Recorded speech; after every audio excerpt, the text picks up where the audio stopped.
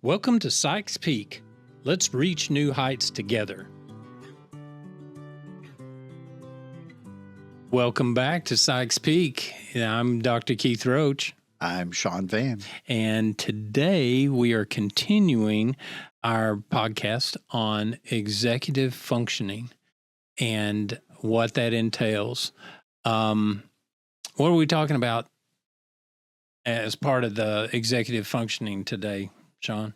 Well, today we want to try to focus a little bit more on, I guess, kind of where we were leading in for last time with some emotional aspects. No, some emotional regulation. You know, but here's the interesting thing with that. Like I've known you for quite some time, Mm-hmm. and one of the things that always, I think, captivated me about being in your presence was this sense of just emotional regulation that you have. You were always in control of your, and it never really seemed as though you went too broad with your emotions in any direction. Always joking, light, kept it fun, but serious at the same time when it needed to be. It was, I think, just maybe a skill you developed as a counselor, but it's always been something that stood out to me. How do you do that? And how can a person learn to do that better for themselves? Oh, it's a great direction to go. I mean, emotional stability is probably a main part of that. Mm-hmm. And I know a lot of people out there, well, that kicks me out of it because I'm emotionally unstable, but that's not necessarily true. I think that, one of the regulators for me is my faith. I have a recognition of who to depend on, and I know that it's not me, because I'll fail. I mean, if it's up to me.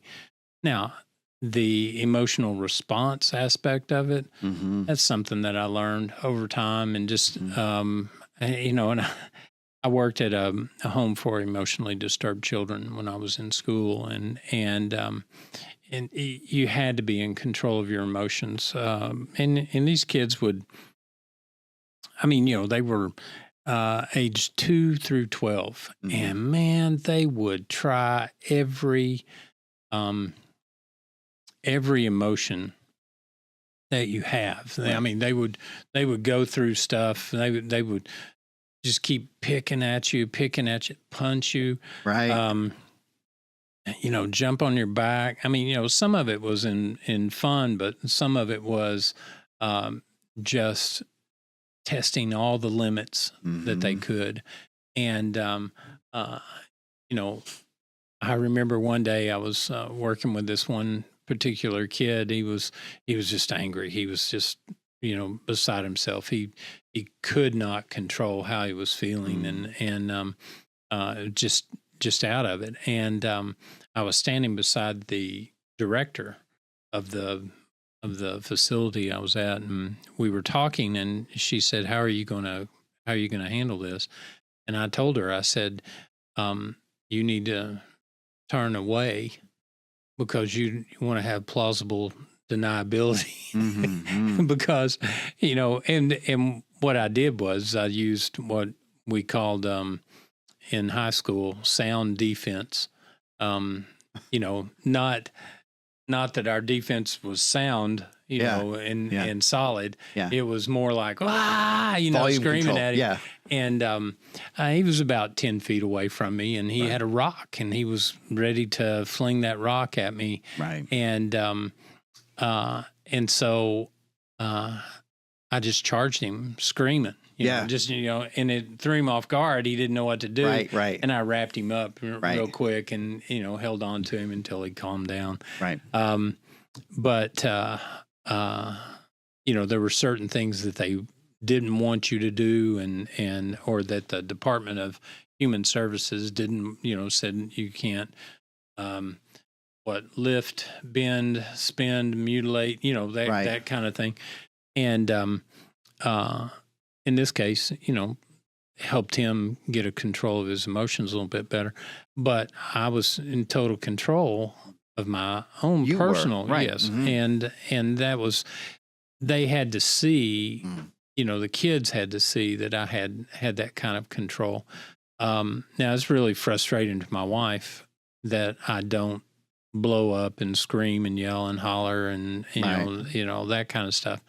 Um, because I don't know, I think there's an expectation that Right. she thinks that I'm supposed to do that, and when I don't, it frustrates her. Why aren't you Oh, mad yeah. about this? And Well, and I do know that there are people out there who feel more comfortable around people who are open and expressing their emotions in that way because it's less guessing on their part. right, They get to, I mean, I can tell you're mad. I don't have to guess.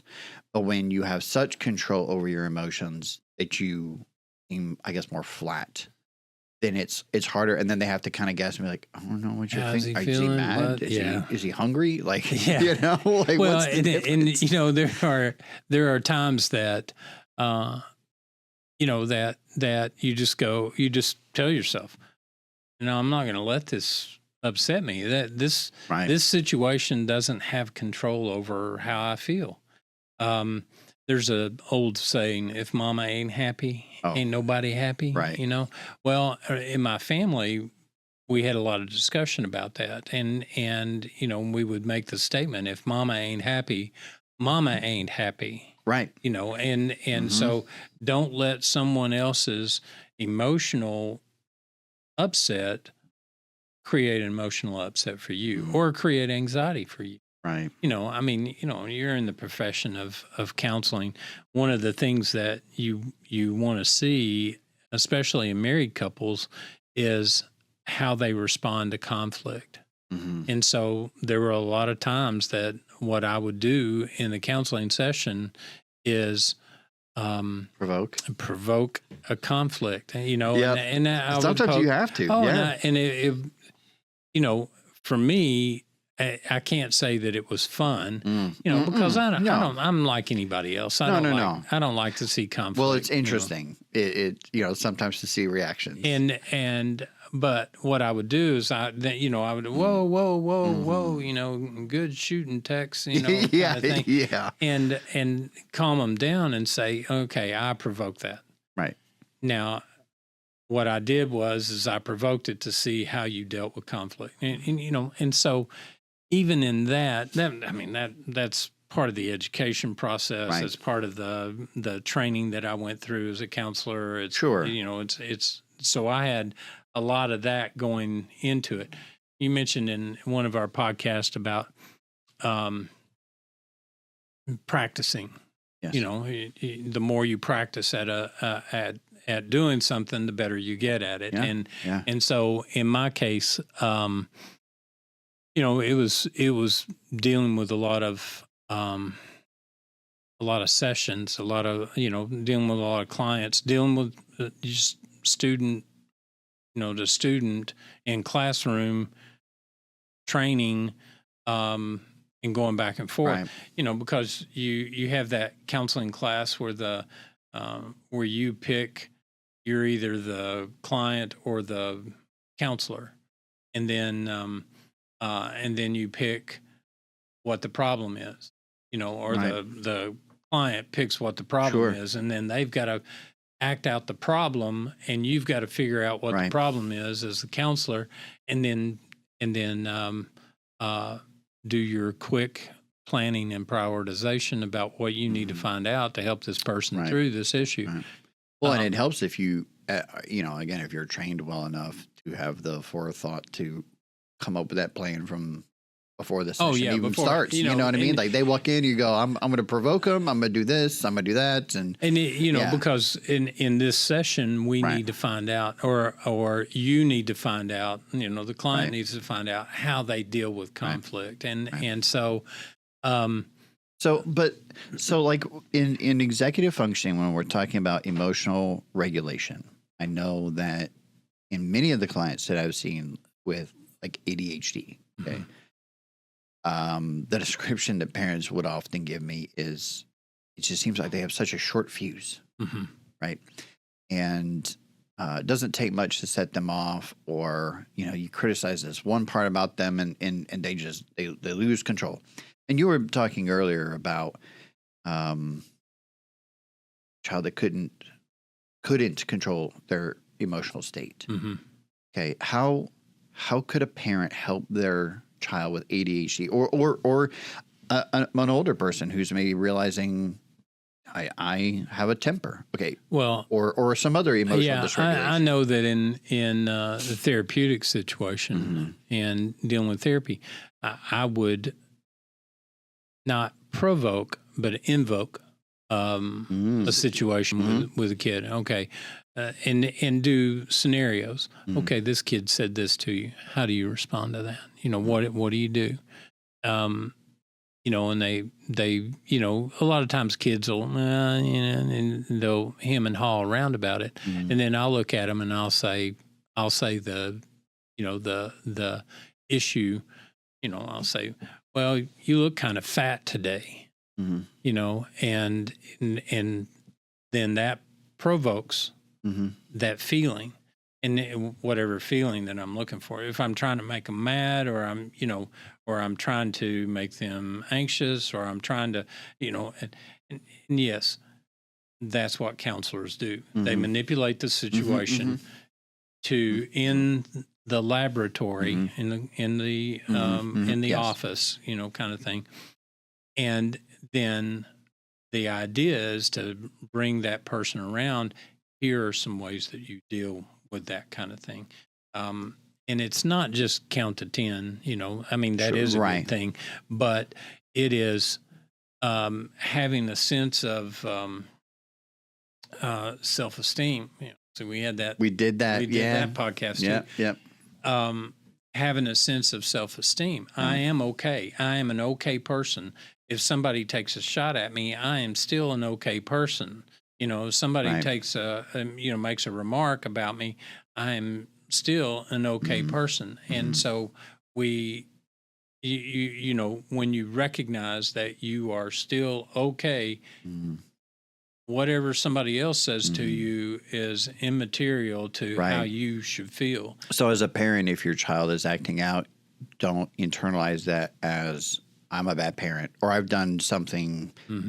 People are going to look at me or think or say or whatever. Absolutely. Yeah. And if your kid is losing control, and it's not necessarily bad parenting. It's the child's not learning how to control that.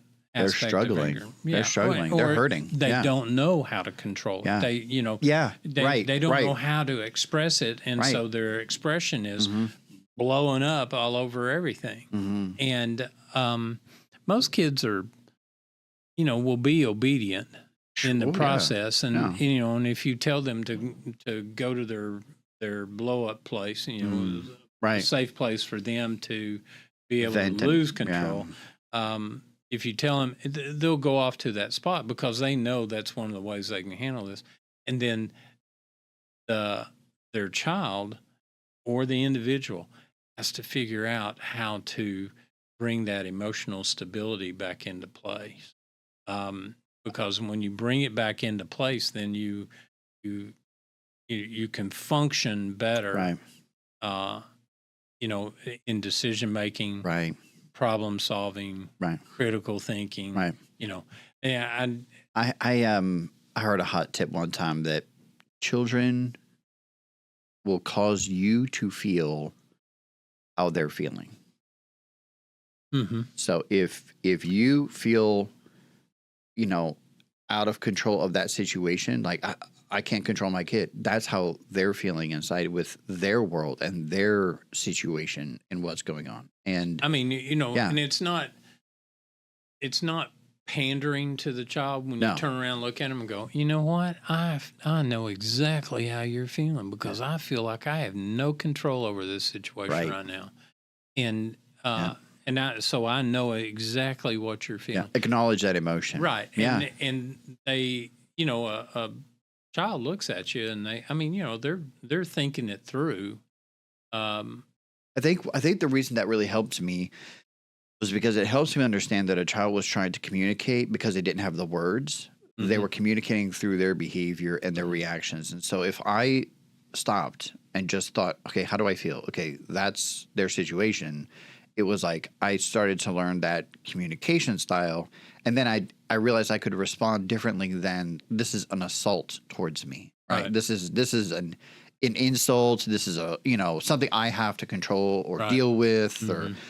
like, Now, as an adult, if you are, if you're thinking that way, yes. um, Yeah. that's going to create that instability, Right. emotional instability in your life. Absolutely. And your boss is saying, says one thing and you think, I know exactly he's talking right at me. He's Oh, saying yeah. this without, Yeah. and what we do is we get that self-prophesying Yep. process in Right. place. And what happens to a lot of people is the prophecy will come true, Yeah. or so it seems. Because of what we did Right. in response of our belief. Yeah. And Yeah. then they say, see, I See? knew it. Yeah, then I they just knew that was confirm going it. to happen. Right. I knew that.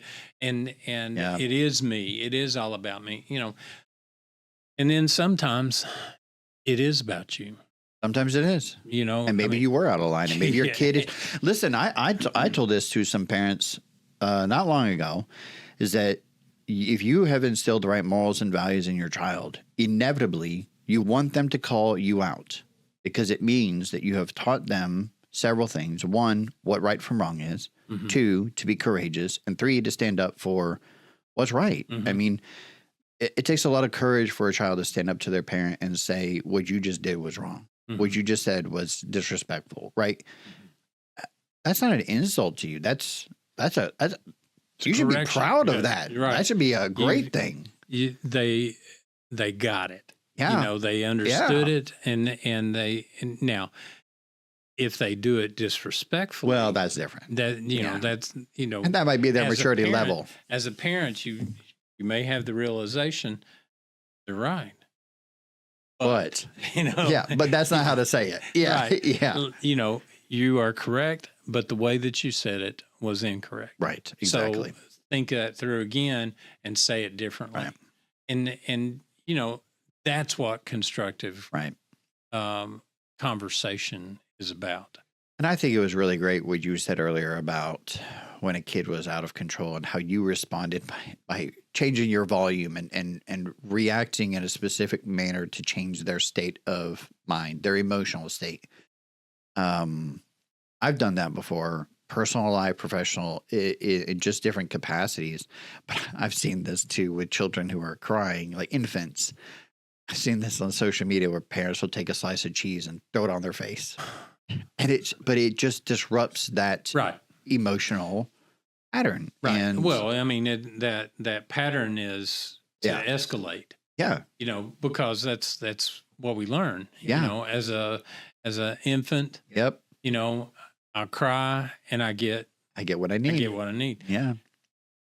If I cry and I don't get what I need, I cry louder. Yep. And then I Yep. throw the tantrum, and Yep. then and that 2-year-old Then I tantrum, kick and then I bite and then I scratch and curse and then sneak out of the house and all that. right, Yeah. or just totally shut off the parent. Completely. No Nothing. conversation, no communication, and they keep looking at you like you're stupid. Yep. And Mm, you keep being you. Yeah. You keep doing Yeah. you, and they're going to have to escalate yeah. if you're not changing. Yeah. I mean, you're not Yeah. changing your behavior. You haven't changed your mind. Yep. You still have the phone in your hand. That belongs to them. Mm-hmm. They're still grounded. They're still. Mhm. You stick to your guns. Mhm. They're going to escalate. They're going to Yeah. try to make your life that much more miserable. And Yeah. you can look at them and say, give it your best shot. I remember, with my my second child, my first daughter, she wasn't 4 hours old, and I was changing her diaper, and she, just reflexively Mm. kicked me kicked my hand, Mm-hmm. away from her. And, and I looked at her and I said, little girl, me and you, we're going to go round and round all Mm-hmm. your life. And, and today she's in the counseling business and, and consistently will give me a call and say, I need to talk to you, and debrief about what's happened in her day or because she deals with sexual assault and physical assault, of children, and uh, it's just very draining, and it jades her quite a bit, and so it's important to talk about and talk, those feelings out and talk them Yeah. through. Otherwise, they leak into other things as well. So emotional stability. Well, and here's the thing too. We've talked about disrupting patterns, and we've talked about, we do need to give voices to those emotions and recognize them, but not necessarily always react to them, right? But I just think it's good to also, how to put it,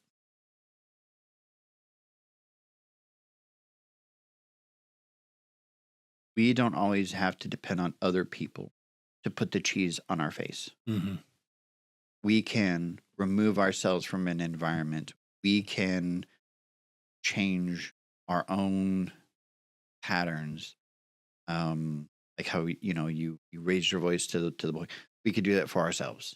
Right? We can find the things that we need when we're angry or upset at work, and we don't have to just overflow that into other areas or respond poorly. Mm-hmm. We can find things and mechanisms to help ourselves. That's a good spot to end on right there. Good deal. So I'm Dr. Keith Roach. I'm Sean Van. We thank you for listening to Sykes Peak today.